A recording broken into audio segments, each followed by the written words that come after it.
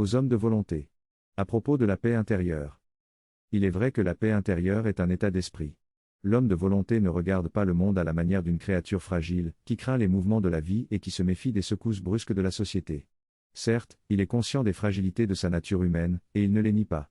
Néanmoins, ce sont deux choses différentes, voir des fragilités au-dedans de sa complexion humaine, et s'identifier à ces fragilités.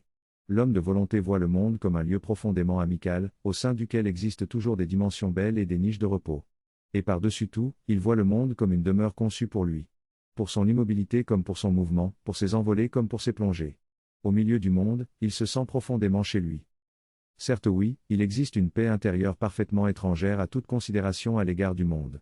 Mais le monde est une idée, c'est la figuration du réel infini, dont la réalité immédiate est seulement un témoignage tangible.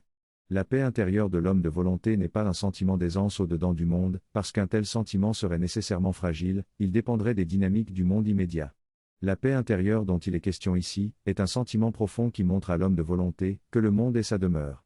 Que l'univers est sa demeure. Pour celui qui se sent chez lui au cœur d'une demeure, le confort immédiat est seulement une donnée superficielle. C'est le lien intérieur que l'on ressent avec l'âme de la demeure, qui fait naître le sentiment de paix. De quiétude. L'homme de volonté se sent profondément chez lui. Dans cet univers de travail et de joie, de repos et d'activité. De possibilités et de potentiel.